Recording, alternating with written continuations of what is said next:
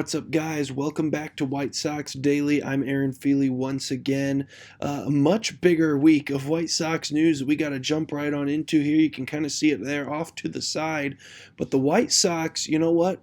I was pretty critical here. I was fairly pessimistic about my thoughts on Chris Getz's comments about, the freeing up of cap space and not cap space in baseball, but the freeing up of funds after the trading of Luis Robert and how aggressive they were planning to be moving forward in the offseason. I kind of, put on that just a little bit and what I thought was actually going to take place with this team. And thus far, I'm having my mouth shut. They went out, they made a couple of moves already, and then just over the weekend, we start things off here. One of the big ones, they went out and they got a little bit more outfield help. You trade Luis Robert, you got to find a way to replace him in some way. They've still got a little bit ways to go yet, but 1-year contract for Austin Hayes, who the Chicago White Sox bring in to presumably play on the corner, and then have Brooks Baldwin and then maybe eventually Braden Montgomery when he's able to call up in center, at least on day one. That's what you'd assume the game plan here right off the beginning is. Austin Hayes, he'll be 30 this coming season. Still has a little bit of tread left on those tires. A guy that's been pretty solidly consistent. He doesn't have the upside of a Luis Robert, of course, but he's been really solid for pretty much his entire career. A guy that has hit a 262 career average. He's been above 250 every single year. Other than his rookie year in 2017 when he had a handful of plate appearances. Every year since 2019, he's hit above 250. He's a guy that pretty much always puts together decent power numbers. He's hit double-digit home runs every year since 2021. Had two 30-plus home run seasons in 2022 and 2023. Didn't play quite the same number of games the last few years since then, which is kind of why the home run numbers dipped a little bit, but still over 20, over 15 each of those 2 years. A guy that, put together some really solid extra base hitting seasons, some really solid power hitting seasons. A guy that hits for a decent average. He doesn't wow you with any of his stats to this point, but he's really good across the board offensively and defensively. He plays solid. He's a good ball player. He's not spectacular. He's had negative WAR a couple of times, not drastically, but, a little bit under zero, a minus 0.1, a minus 0.2 a couple of times. Normally his defensive WAR numbers don't get much above a 1. I mean, he's usually around that general vicinity. He's okay defensively, but solid offensively, and it helps out the White Sox quite a bit. He's a guy that can come right in, you plug him in, you trust him to play. Austin Hayes, a Chicago White Sox. We talked about it on the channel, the potential of bringing him in. I like the move. I think it's solid. They then would follow that up immediately by making yet another move as they made the trade with the Boston Red Sox, sending a prospect and a player to be named later. We now know the prospect is Gage Zeal, to receive Jordan Hicks in what is essentially a salary dump for the Red Sox. They didn't like what they got for what they paid him last year. The White Sox were willing to pick up the slack on that salary in exchange for another prospect being sent over along with him. Jordan Hicks has been a pretty solid reliever in the past. We'll talk about the other prospect they got in return as well here in a second.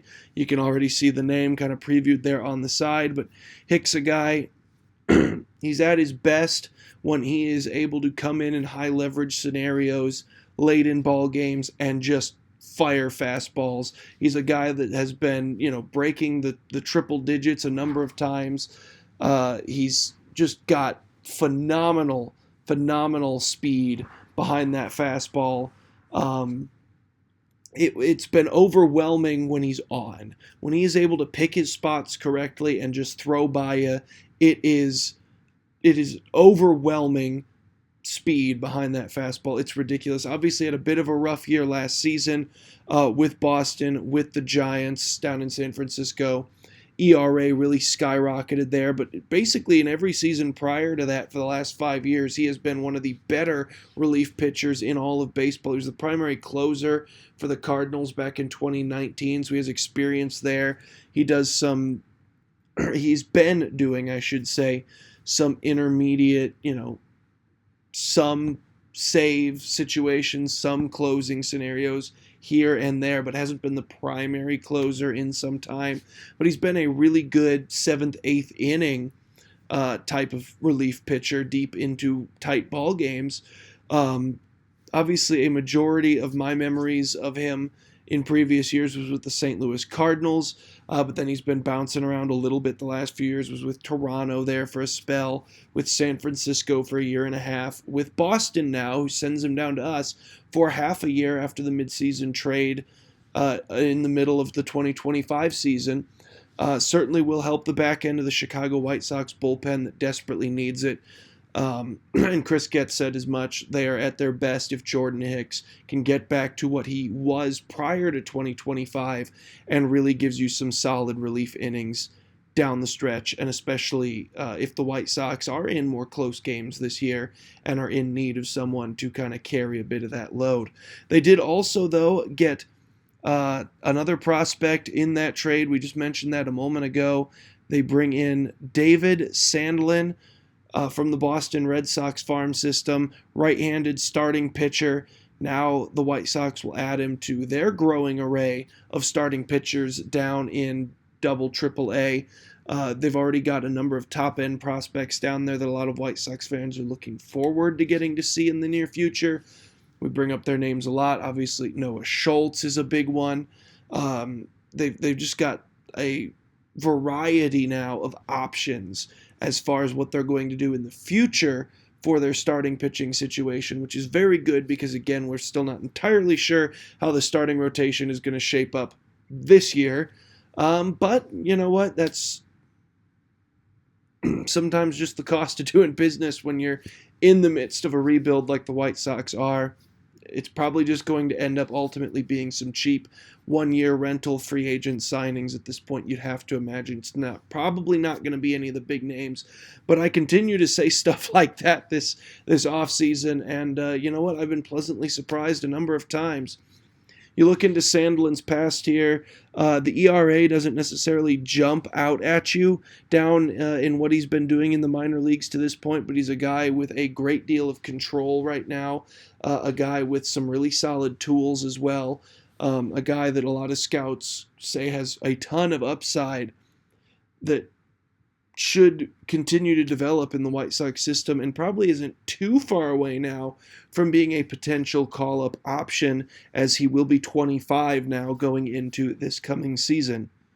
And then our final little bit of business to discuss as part of today's episode is that Edgar Quero recently went out and talked about how he's putting in the work toward his number one goal this season is to increase his power capacity at the plate, and he is signed with and has been working with Driveline to increase his bat speed and his contact to help him increase his ability to put a couple more over the fence this coming season. Wants to improve his launch angles, wants to improve the swing speed. He's been working with them all winter, intends to continue working with them through the spring, even during spring training, in between games and practice for the Chicago White Sox to this point. Talks about how they were able to present him when he first went down there with a bunch of biomechanical data that provided meaningful adjustments that he needed to make to improve his approach, and how that really blew him away. This is a company that has worked with a number of MLB stars in the past. Shohei Ohtani, when he first came over to the United States to sign his MLB contract with the Los Angeles Angels, worked with Driveline to get acclimated to Major League Baseball and its style and its pitching, basically, as opposed to what he experienced in Japan. And certainly not even that ends up being close to the final say on every single player that Driveline has worked with. Corbin Carroll is also fairly vocal about his time with Driveline.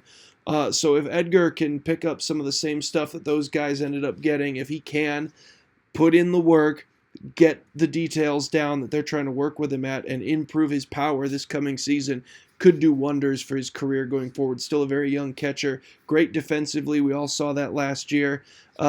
He and Kyle Teal were both really good at the contact, both of them hitting spectacularly among catchers as far as batting average was concerned, but they just weren't putting up the home run numbers that a lot of teams at this point are starting to just kind of come to expect from their catching position. But yeah, that's going to do it for us here on today's episode. This has been White Sox Daily. See you again tomorrow.